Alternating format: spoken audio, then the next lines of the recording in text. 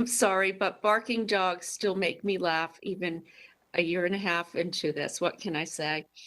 Everybody, welcome to today's work session of Raleigh City Council. We have 2 items on our agenda, and we'll be starting with the proposed Parks Bond update. Oscar Carmona and Stephen Bentley will be hearing from them. Thank you. Good afternoon, Mayor Baldwin and members of City Council. Oscar Carmona with the Parks Department. This afternoon, I will be presenting updated information for the proposed 2022 Park Bond.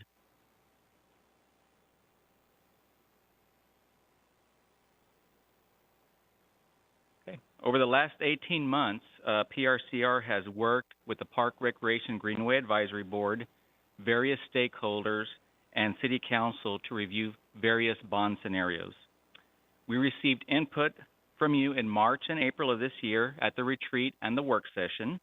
And thanks to you, we also received the penny for parks starting this fiscal year to address capital maintenance.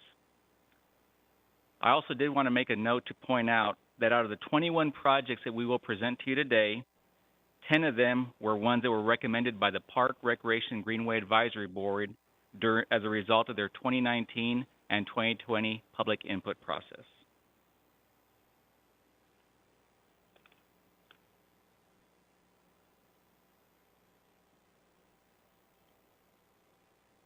Okay.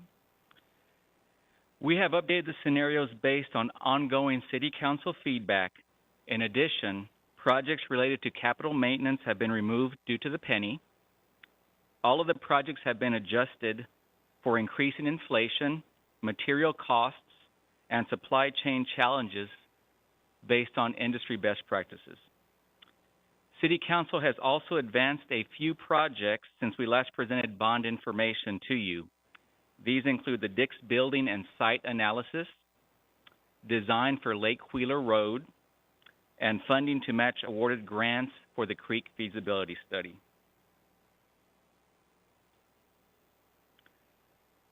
Many of these projects should be familiar to you as they were priorities confirmed in prior meetings.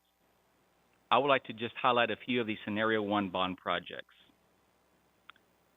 Dix Park Play Plaza funding at $41 million, which assumes a $20 million donation from the Dix Park Conservancy. Sertoma Arts Center and Method Community Center both need significant renovations. We're also including two new parks, including the Leonard Tract, which is located along the Neuse River in North Raleigh near Falls Dam, as well as Aaronsbrook Park, which is located in northwest Raleigh, north of 540 on Aaronsbrook Road. In addition, we will also continue the success of our Neighborhood and Community Connections programs to parks and greenways, in which we are allocating $6 million, which basically will be an allocation of $1.2 million per council district.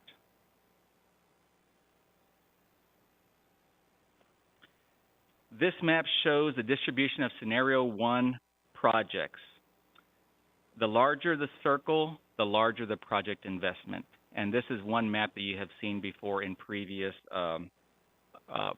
sessions and retreats that we have had. So now we're looking at Scenario 2. Scenario 2 adds the much-needed improvements along two of our oldest sections of greenways at Mine Creek in North Raleigh and along Walnut Creek in southeast Raleigh. We also add a new park in northeast Raleigh on Kyle Drive off of Highway 401, which is in an underserved area from a park access standpoint. At both Strickland and Leesville Road parks, we have been operating with temporary restrooms. This will also allow us to build permanent ones and add some small park improvements.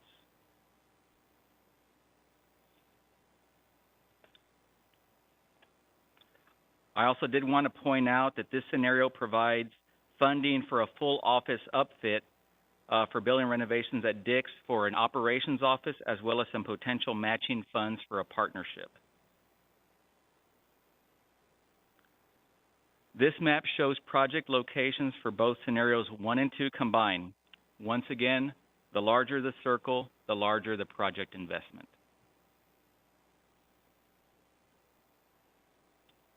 The final scenario, Scenario 3, adds the following. It provides for advanced planning and design of the Marsh Creek Greenway in northeast Raleigh in an area that is currently underserved. It will also allow us to focus on construction of the corridor in future park bond and CIP programs. It contains funding for a full reconstruction of the Tarboro Road Community Center, which is currently one of our oldest centers. And we also know that there is strong council interest in Devereaux Meadows, given the north-south connectivity that it adds. It was included in this scenario to preserve a broader range of bond sizing options, but recognize that there is likely to be more conversation about the project's placement. In addition, Dix Park funding sets the city up for the future phase of design work related to future phases. The final map shows the project locations for all three scenarios, and once again, the larger the circle, the larger the project investment. And this is the final slide of the presentation. We just reviewed 3 bond scenarios. Each scenario had different projects for Dix Park. Those scenarios listed for Dix Park will be impacted by potential upcoming agreements with the Dix Park Conservancy. Those agreements will be related to commitments to Plaza Play and possible naming opportunities. The council can also look at other opportunities to fund Dix Park over the next 5 years through the Park CIP program. We are in continuous conversation with the Conservancy about these potential agreements. And with that, I can take any questions that you may have. Oscar, could you go back to the last slide for a moment, please? I Yes. didn't have a chance to review the entire thing. Is this the one right here, Mayor? Yes, thank you. Okay, thank you. You're welcome. Okay, we have Councilmember Cox. Yes, I'm going to point out again what I've been pointing out for the past 2 years, is that District B has the lowest or next to the lowest number of park amenities of all the districts in the city. We have the lowest number of developed parks. We have the smallest number of playgrounds. We have the smallest number of fields and courts. We have the smallest percentage of population within 10 minutes of a park. We have the smallest percentage of a population within 10 minutes of a greenway. We have the smallest number of centers. We have the smallest number of aquatics facilities. And yet District B has 61% of its population is minority. This Parks Bond was supposed to distribute these funds equitably and to communities and neighborhoods that are underserved. Clearly, the metrics that I just cited show that District B is certainly underserved by parks. And the census, the latest census data shows that District B has over 60,000 of its residents consider themselves minority. I fail to see the equity in this Parks Bond and how the money is being distributed, because even under the scenario where we have scenarios 1, 2, and 3 combined, District B receives less than 8% of the total funding that would be available through the Parks Bond. I said it before, I'll say it again. I think this is a travesty. These Parks Bonds don't come along very often. And I think there is a huge segment of Raleigh's population that is being discriminated against. And I think that's a shame. Thank you, Councilmember Cox. Do we have any other questions? Councilmember Melton. I don't have a question. I've said this a few times, but I would be in favor of advancing a larger bond proposal, or certainly at the higher end of what's being proposed to us. We've all said that in the past 2 years, the parks have become our refuge, open spaces. And I think that this is a real opportunity to be transformative and imagine what the city we want to build looks like with those access to those green spaces. So I'm receptive to the idea of expanding these proposals to include more projects. But just some feedback on what has been presented to us today.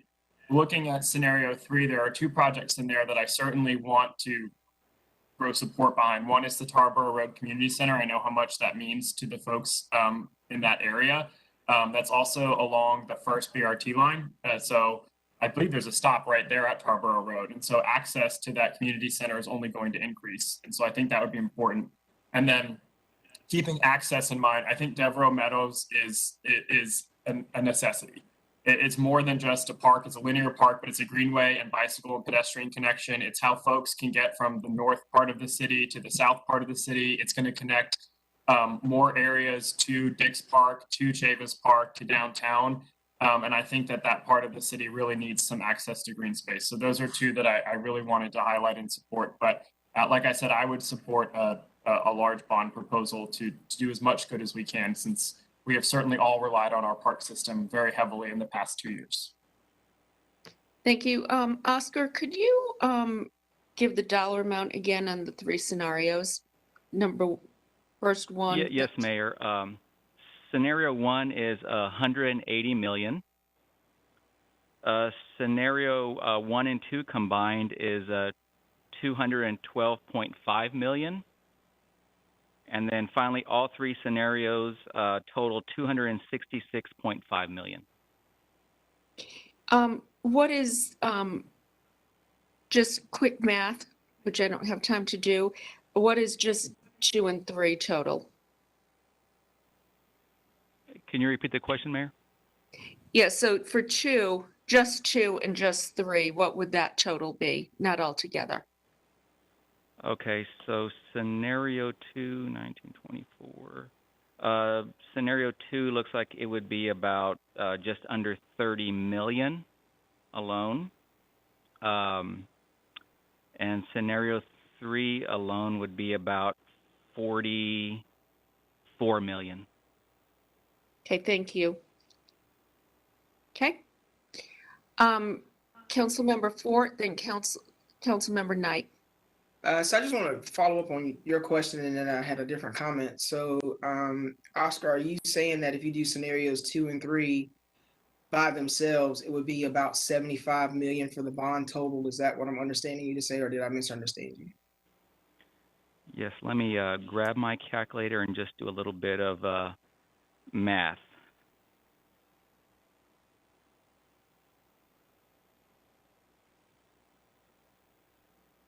It's 86.5, I think.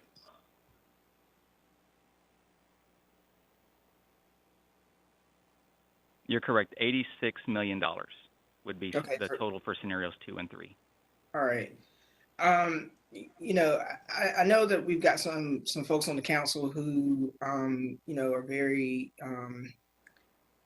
aggressive and ambitious about our park system. But you know, one of the things that I know I've heard from folks around the city, you know, we still have a lot of folks who are very concerned about issues related to affordable housing, broadband connectivity, you know, things that we needed to support, other needs of the city we need to support, employees who need raises and things like that. I don't think I would ever get comfortable with $266 million for a bond proposal. So I just kind of want to put that out up front that probably would not be the direction that I would be headed in. Councilmember Knight. Thank you, Madam Mayor. Just remind us why Devereaux Meadows implementation showed up just on scenario 3. What was the rationale there? The rationale is that from our last meeting, work session with the council, there was a need to have it included in the scenarios. And the reason we included it in scenario 3 was to just basically kind of balance out the financial options between the 3 bond scenarios, to provide you all a broader range of sizing options for the bond. Well, there's okay. I'm assuming there's other metrics that are pushing down scenario 2 and 3.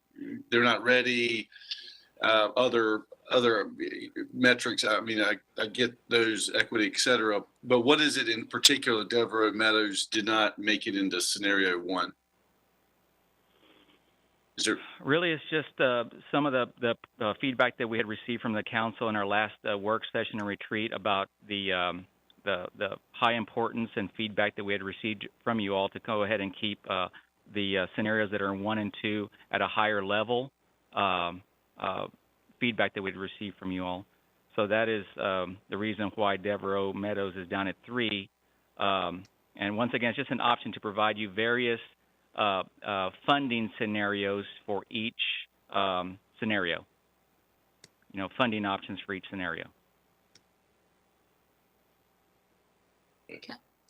And once again, this is an opportunity where you know, the council can go ahead and really kind of move things around based on discussions amongst yourselves. Okay, Councilmember Branch. Thank you. Thank you, all my counselors, for your words. The first thing I want to say is the things under scenario 1 within my district, Chavis, the South Park, and Bitmore Hills, they were all discussed on the last bond and were not properly funded. So, I'm glad to see that they are included. I know those three items alone are $67 million, but these are things that were promised and that we've been working towards for almost over a decade. Um, as I continue to look at it, I do understand Councillor Cox's concerns. I'm not sure what improvements we have for Green Road. I know Brentwood was in the last bond because I know those areas have a very high minority population, especially Green Road area and things of that nature. So I'm not sure if that was looked at or if there's a master plan. I know Green Road is landlocked, so there are some limitations other than tearing down and going back up. So I'm not sure if that was looked at. I have parks still that Tarboro Road. I mean, I look at that in scenario 3. I thought for sure at one point it was in scenario 1. It seems like it's got pushed all the way out to 3.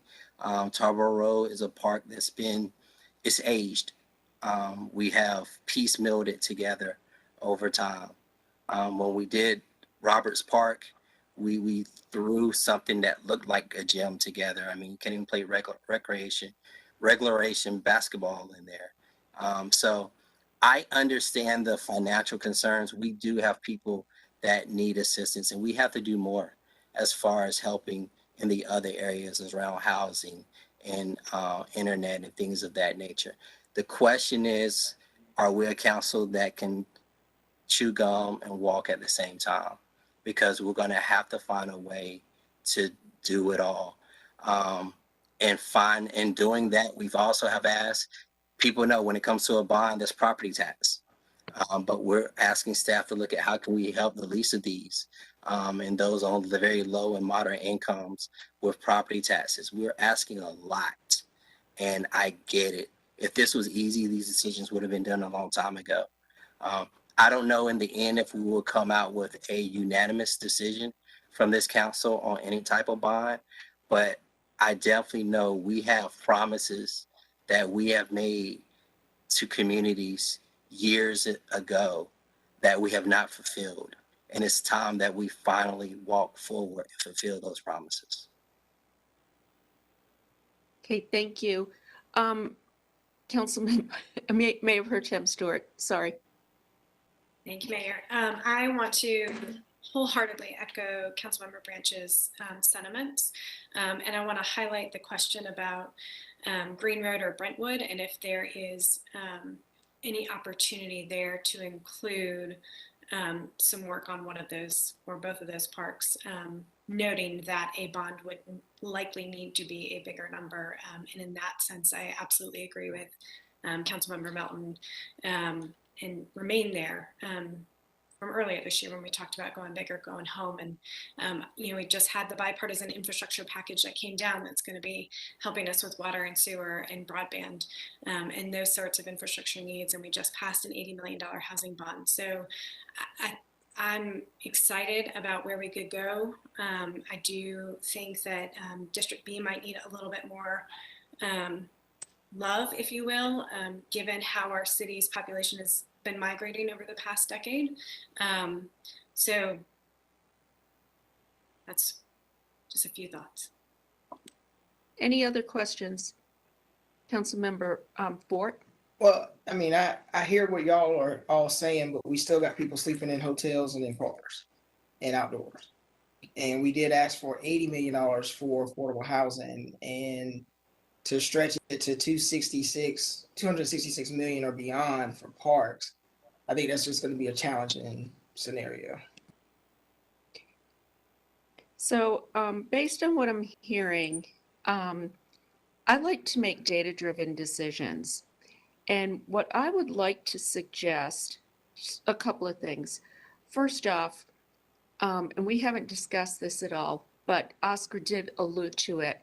There have been some discussions with the Dix Park Conservancy about how we can advance phase 1 of the plaza in play. That will happen before the bond is approved. So what I would like to do is ask staff to come back with some options for, I don't know what the estimate of what the site work would be. It could, I don't know if it's 7 million, 10 million, 12 million, but could staff come back to us at our November 16th meeting with some options for potentially funding phase one? Then I would also suggest, based on what I've heard, staff come back to us looking at Brentwood and Green Road and seeing what viable options might exist there. And then the third thing I'm going to suggest is that staff come back to us with a plan. So when we did the affordable housing bond, we put together, worked with the chamber and put together a committee that looked at, they did outreach, they did advocacy, they sent out surveys, worked with the city, and we got feedback from the public. That really helped me. Between that and the polling, when I saw that the polling amounts and the survey results indicated that people actually supported the largest amount on the bond, it gave me confidence to move forward with the $80 million as opposed to say $50 million.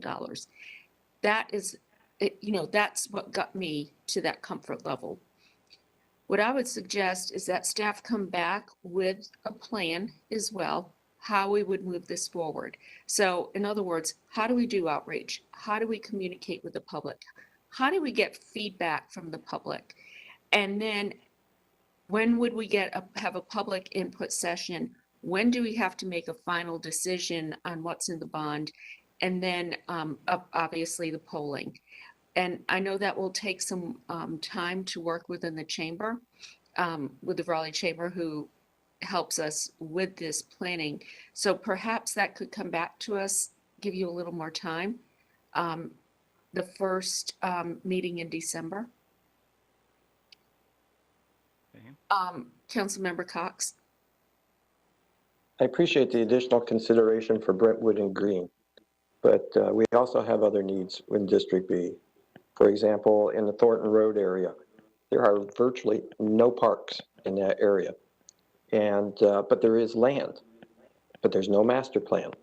And so we need a master plan, and we need to have a first phase developed if we're ever going to provide parks to that very large swath of voters up there.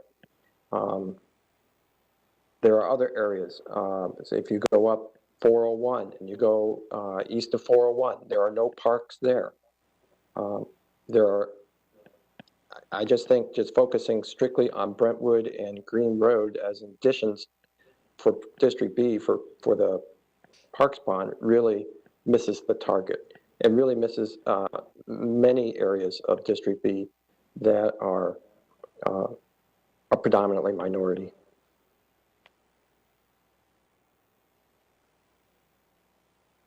Okay. Think that we have covered this. Is everybody okay with that direction towards staff? It's based on what I heard from all of you. Can we get a nod? Councilmember Cox, I know that doesn't sit with you, but others, could I get a thumbs up, but some type of yes or no? Councilmember Knight, Councilmember Buffkin, are you wanted to ask a question? Yeah, I did. I appreciate, I'm fine with the approach to answer the question. I think the polling is particularly important. I think we don't have to rely on our own understanding or guess about what people will approve. I think we should ask them, and the polling is really critical to that. I've been through this whole process before in the last Parks Bond as a Parks Board member and a member of the Advocacy Committee. So I'm certainly supportive of doing that. I think it's a good model. It works. But I'll tell you, I don't believe the polling is going to come back favorable for these large numbers. And without the confidence that it's going to pass, I'm going to have a hard time supporting it, because as complicated as this is, it's really as simple as focusing on the most important thing. And the most important thing is that the bond passes. And we need to put a reasonable number in front of people so we can be confident that it will pass. But I'll look forward to seeing what we get in December and having more discussion about District B, because there are a lot of new parks in District B. And to Councilmember Branch's point, because of that, there were parks that were left out of the last bond that aren't in District B. So again, this is going to require us to all work together and hold hands and give up opportunities for our own districts in favor of the city overall. This is a moment for unity, working together so that we can all be successful. Not as successful as we might like to be, but at least we will make forward progress together. Yeah, and to address that, Councilmember Buffkin, that's why I've suggested what we do. So there is a process. The deadline is not until May, so it allows us to do the outreach. It allows us to educate. It allows us to get feedback. So, I think by the time we have to choose, we will be well enough informed on what we think will pass. And I do agree with you, this bond has to pass. We have too many needs, and we'll have to listen to the feedback we receive. Councilmember Branch. Yeah, also in manager's update, so can staff get back to me how much it would cost to implement the parks bond for Barwell Road Park? That master plan is done, complete, approved by council and everything. It just needs funding for implementation. And I just want to know how much it is. Out of respect to other counselors, I have not said much about it, but I just want to put it out here publicly that it's a master plan that's shovel ready. We just need the funds to implement it. Well, I want to know what that number is. Back to us at our November 16th meeting, when you bring back Brentwood and Green Road, and we can look at all of this more holistically and together. Would that work, Councilmember Branch? Okay. All right. City Manager? So just as a point of clarification, we've got 2 action items. So at the November 16th meeting next Tuesday, we will bring back a plan of action of how we can phase or fund phase 1 of Plaza Play.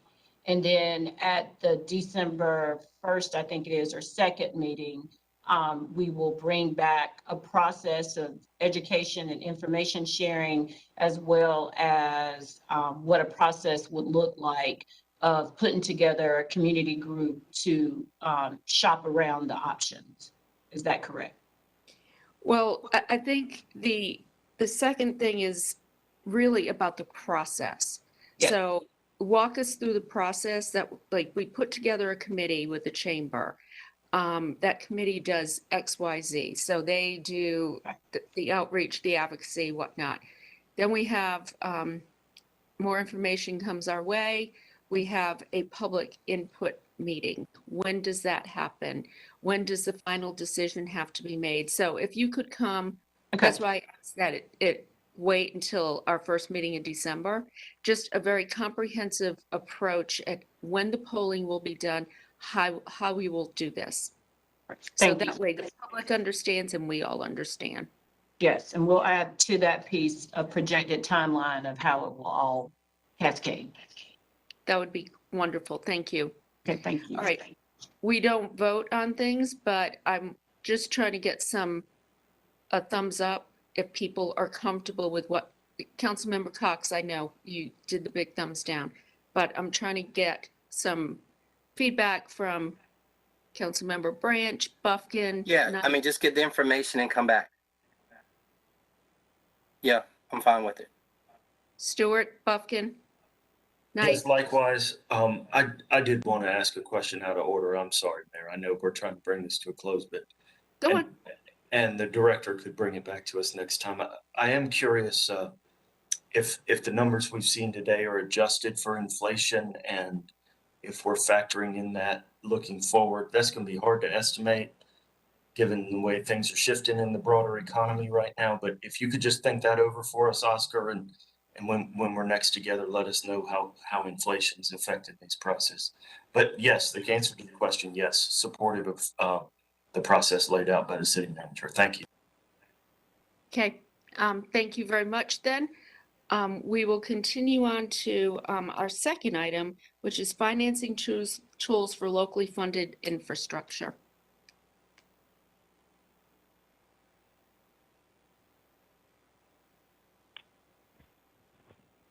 Oscar's a little taller than I am. Good afternoon, Mayor and Council. My name is Allison Bradsher, and I'm in the Finance Department here at the city. Back in July, excuse me, Councilmember Buffkin asked for a presentation centered around capital funding mechanisms.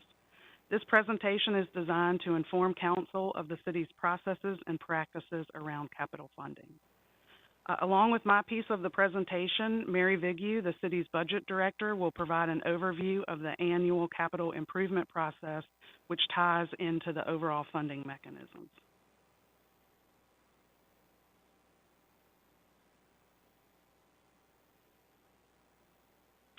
So let me start with a snapshot of the capital program funding options which we utilize here at the city. There are really two ways to fund capital, either through a financing vehicle, better known as debt, or the use of cash.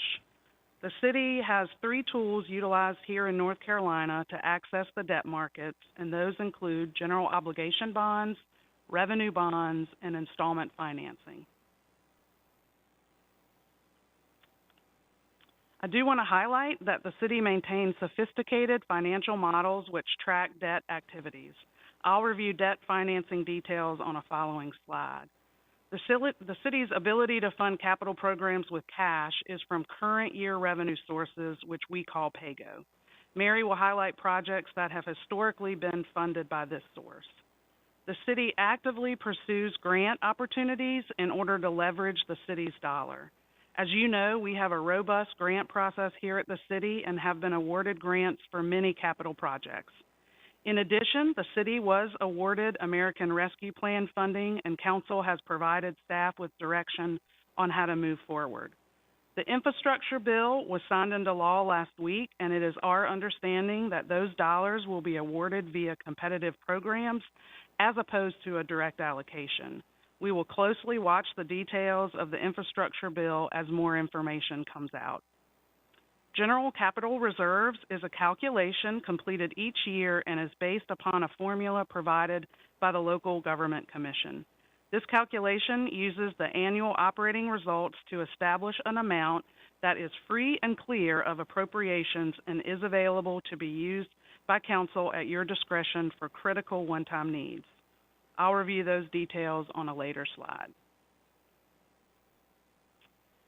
So specific to North Carolina, we are fortunate to have the Local Government Commission, or LGC, that is a unit within the Office of the State Treasurer. The LGC is involved in all debt issued by all local and state government entities here in North Carolina. The Local Debt Management Section, or DMS, consults with units of local government wishing to submit for approval for debt.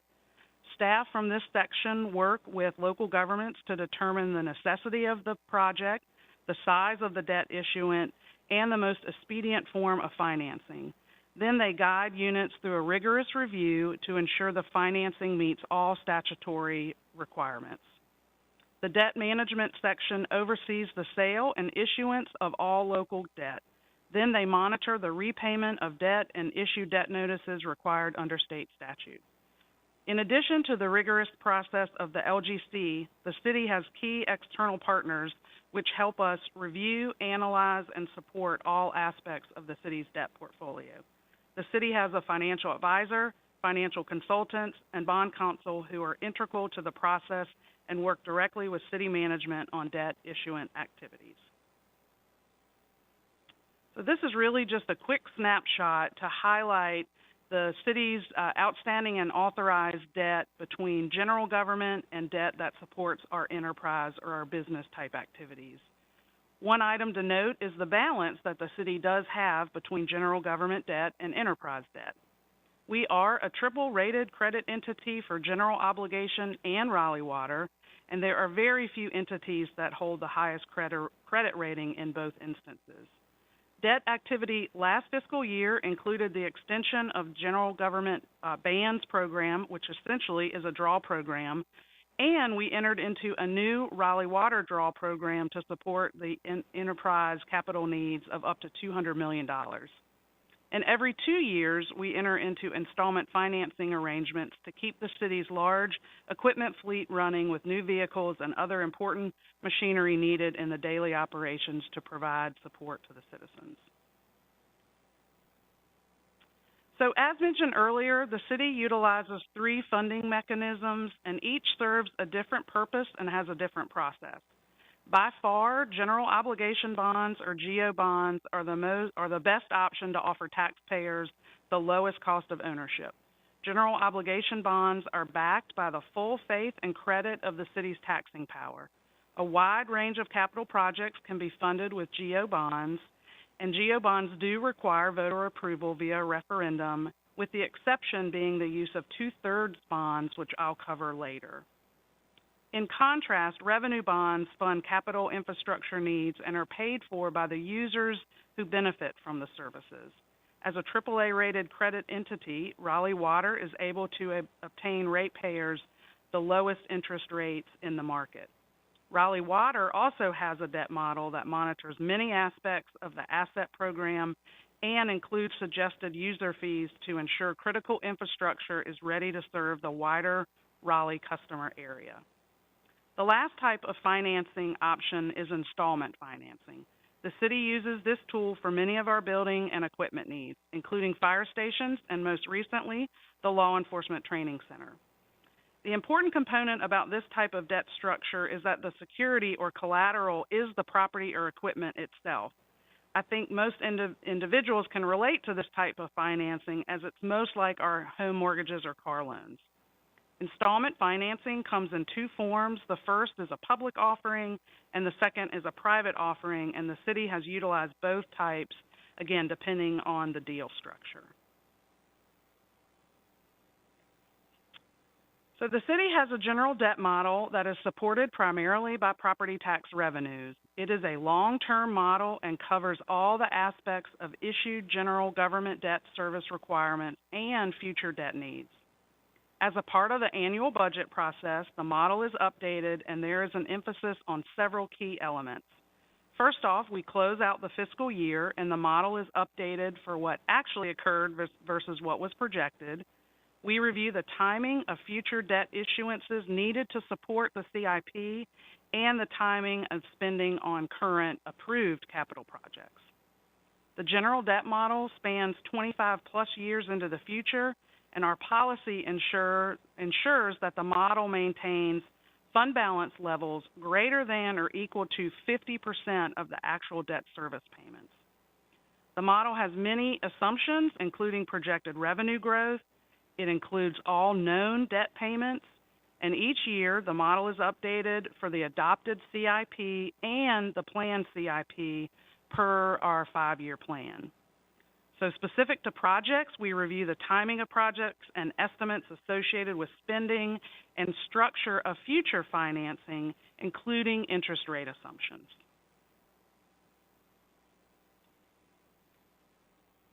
So as a result of that review, if there are additional revenues to support future debt service requirements, we call that debt capacity.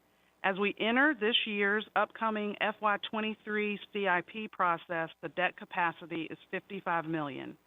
Debt capacity can be and has been used by council in many ways.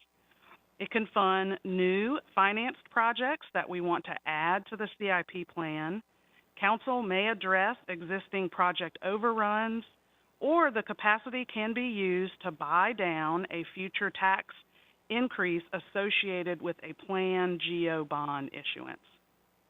Another use of the capacity is 2/3 GO bonds, and each year a calculation is performed which essentially accounts for the debt that dropped off compared to the new debt that was added. And if more dropped off than was added, we're able to issue 2/3 of that per state statute. The calculation for the most recent fiscal year has been completed, and given we issued the bands that I referenced on a few slides back, the city does not have any 2/3 capacity available. Should council want to review opportunities to use the capacity in a future financing, it will require future council actions that will be needed, as well as a public hearing, LGC approval that I spoke to earlier, and depending on the debt structure, a credit rating review. I do want to provide a few examples of how debt capacity is created. We do have conservative budgeting on future interest rates. The city does have a few variable interest rate issuances, and under the current climate, we are seeing positive results relative to variable rate debt. And often the cash flow and timing of project spending out into the future is realigned, which can generate capacity. And finance, along with our external partners, are always looking for opportunities to seek refunding opportunities within our current debt portfolio to deliver future interest rate savings. So shifting back to cash, a source is general capital reserves. This source is calculated one time per year and is available to council to use at your discretion for critical, non-reoccurring needs or to maintain as a reserve. Mary will provide a summary of the prior uses of general capital reserves in a few minutes.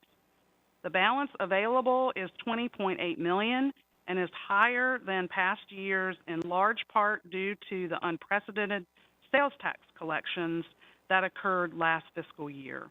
Sales tax collections continue to surprise us and other entities here in North Carolina and has been fueled by a series of federal programs that were designed to stimulate and keep the economy rolling under COVID. Previously, council identified two needs, one to support the North Carolina Freedom Park and one to support a temporary screen as a part of the public realm study, and I believe staff is ready to bring back budget amendments at your next council meeting to authorize the use of general capital reserves. With the approval of those actions, council will have a remaining balance of $20.6 million.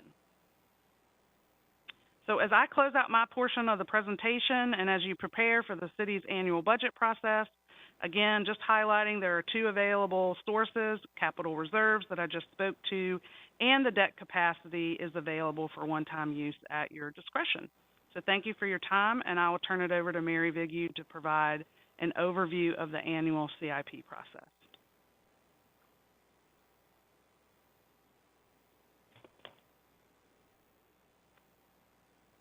Thank you, Allison. Good afternoon, Mayor and members of Council.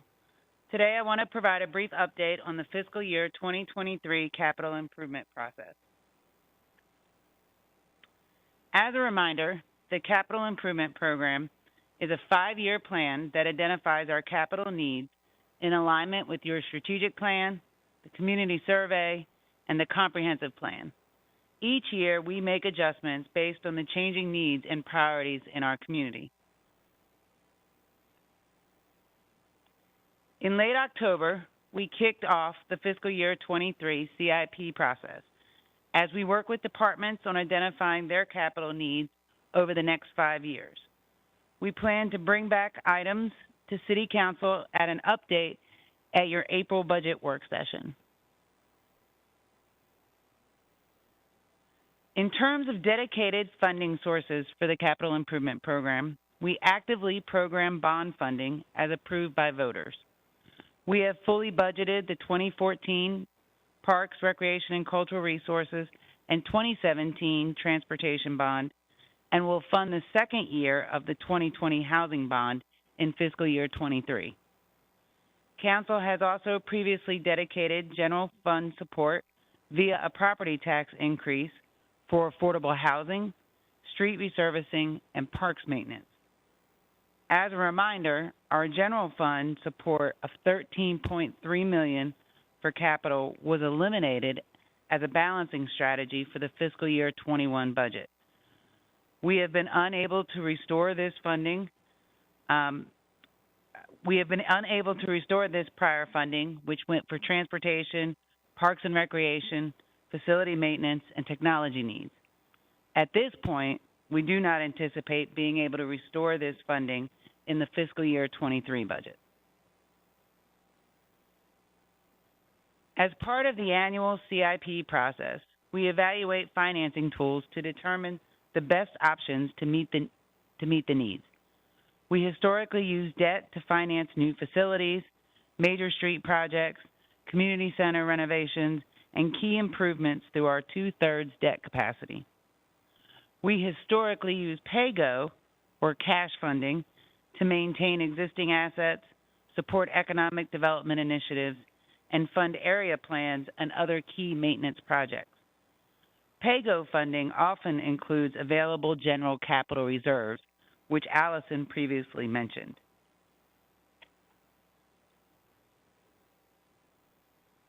As an example, last year, the City Council utilized general capital reserves mid-year to fund HVACs in community centers. As part of the fiscal year 22 budget process, general capital reserves were used to fund the disparity study, initiate a corridor study for 5 Points in Glenwood Avenue, and maintain existing park programming through revenue replacement. As we continue through the fiscal year 23 CIP process, we are asking departments to inventory our major capital needs.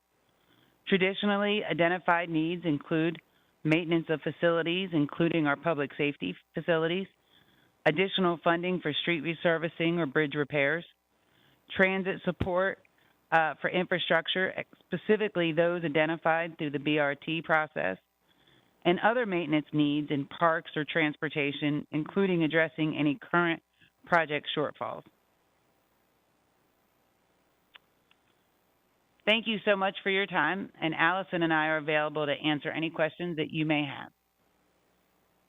Okay, thank you very much for that very complete presentation. Do we have any questions for Allison or Mary? Councilmember Cox? Yes, I appreciate the presentation. I hear from my district, people are very concerned about the state of roads and about many streets, city streets needing to be resurfaced. And so, you know, while all this information is great about how we can borrow money, the question remains, you know, what capacity do we have for stepping up the number of roads that get resurfaced in the city? How do you translate what you have presented today into meaningful action that we can take in order to address those needs? Because a lot of roads are just getting torn up and they're turning into a patchwork quilt, one road at a time. And you know, I hear it constantly from my constituents that, you know, when are you going to get the roads repaved? When are you going to get them resurfaced? And I have no answers for them. I think that's what will be coming back to us as we move forward in the budget process. I certainly hope so. Okay, do we have any other questions of Councilmember Buffkin? Thank you, Mayor. So question for staff. Can you give me a little more context around the general fund contribution to CIP that was eliminated in FY21 and why we won't be able to restore it for the FY23 budget? So as you recall, 21 was when we were faced with COVID and the uncertainty of revenue sources and where we were going from there. And so there were several reductions and things that occurred during that time, including the reduction of that $13 million of the capital program.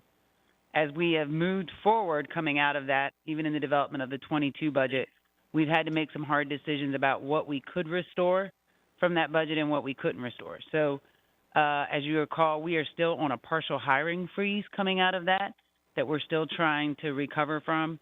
And so we, based on where we are projecting revenues in the future, where our expenditures are going, and we'll talk more about this in the budget process, to make up that $13 million would have to be a reduction in another area of the budget.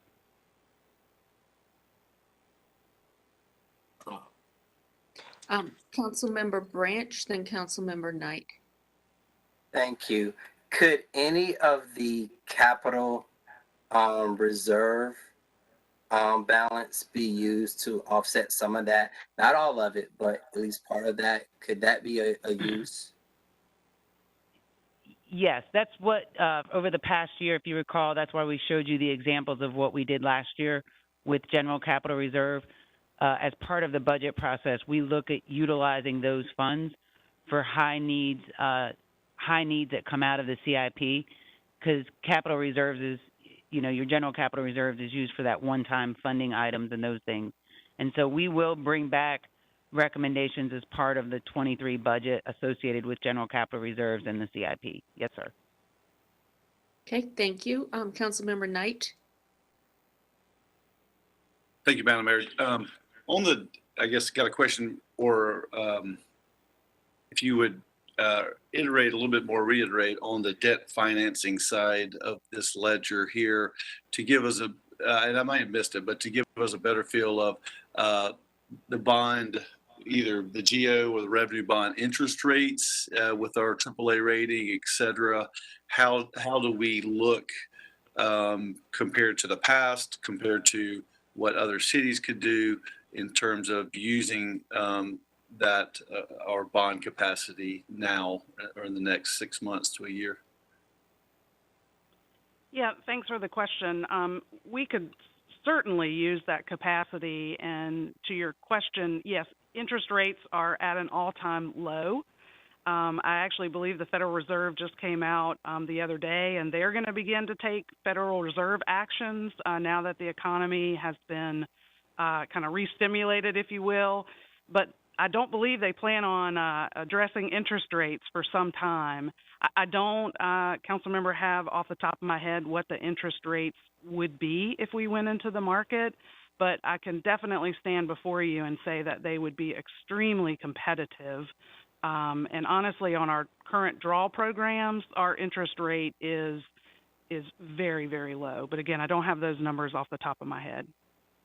But that AAA rating really does carry the day in the market. Okay, thank you. And how does our availability or capacity compare to the past, just for Raleigh? Yeah, that's a great question. We have absolutely built capacity over time, and it has been used in varying ways. Actually, with the 2017 transportation bond, we were able to use some of our capacity to buy down, if you will, that tax rate increase. Again, I don't have the number off the top of my head, but I think it was a decent amount for that $206.7 million bond package. Thank you. That's helpful. I guess it would help me if y'all could come back with a little bit more specific or detailed on those numbers once you look into it, if you don't mind. Absolutely. Okay, thank you. Councilmember Buffkin. Thank you, Mayor. So does with respect to the general capital reserve amount, does it continue to increase? I saw the number was as of, I think it was end of June. And I understand it takes some time to count things up and figure out what we got. But safe assumption it's gotten bigger since then? Is it going to be bigger at the end of the year? Or are we spending it faster than it's piling up? Can you help sort that out for me? Where is general capital reserves going to be in 2, 3, 6 months? Yeah, absolutely. It is a calculation that is done only one time a year, and it's per the LGC guidance, and it takes a lot of the considerations are how was your last year, right? So in this case, the reason why it's as of 6/30 is because of the closeout of the fiscal year audit, if you will. And so partly, again, while the balance is rather high from years past, is the sales tax that exceeded our budget expectations. And that was cash in the door, which is, again, part of this. It's a rather complex calculation that gets done. So, yeah, the 20.8, 20.6 is higher than we have seen in the past. I want to say the year before might have been 12, and maybe some prior years before that. I don't necessarily believe that council's spending it faster than it's created. As a part of the annual process, you know, we do give you that number one time a year. You're welcome, obviously, to leave it in reserve, but I know there's always lots of needs that get identified. Thank you for that. Mayor, if I may, just a brief comment for my colleagues. With my appreciation to staff for putting this together, this has been helpful and informative. A word of context about, you know, why I asked for this presentation, to better educate the council.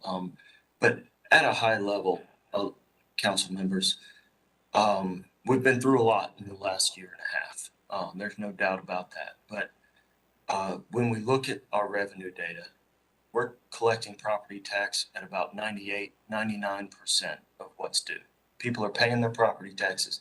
Sales tax are coming in higher than expected. And we have cash sitting in our city accounts. And, you know, that's great. That's good for our city finances. Wonderful. But the cash sitting in our account really doesn't do any good for the community unless we find ways to spend it and make a positive impact. So I hope you all will think about that. We've got lots of budget work coming up. The CAFR will be in front of us here in a couple of weeks. We'll be starting budget work sessions after the first of the year and begin it in earnest in the spring as the city always does. But let me ask the council members to do this and think about what we can do. One-time money with the cash we have, and let's talk with each other, work together, and work with our staff to come up with some ways that we can make a positive impact with the money that we have in the bank, rather than just sitting on it. Because while it's sitting there, inflation's going up, and that cash is going to do less good than it used to. So I'm anxious to see it get out the door. I want to be responsible. I want to protect our AAA bond rating at all costs. But I want to see us do some good with this cash. And so I hope you will consider that. Let's work together on how we do that. Thank you. Thank you. And I would just say too, I would be anxious to see what staff brings forward as options. So we're a little more educated as we continue down this road. And yes, Councilmember Buffkin, it has been a rough year, but I'm seeing some light. We're praying for more. One thing I just wanted to remind staff of as well, you know, Lake Wheeler Road is in the Parks Bond. I would like to ask and encourage you to continue to look at potential grant opportunities or other funding that might be available to fund that project, especially in light of the infrastructure bill. I don't know if it contains anything for road repairs or if there'll be grant programs for roads, but just if you could please keep your eyes open and look at opportunities, I think that could be very helpful as well. So thank you. All right. Is there anything else for the good of the order? Okay, I want to thank staff for their presentations today and the work that went into this. We have a lot of work left to do in front of us. I look forward to our getting back more comments and a process that we can move forward with going forward. So thank you very much, and we will see everybody hopefully in person sometime soon. Take care.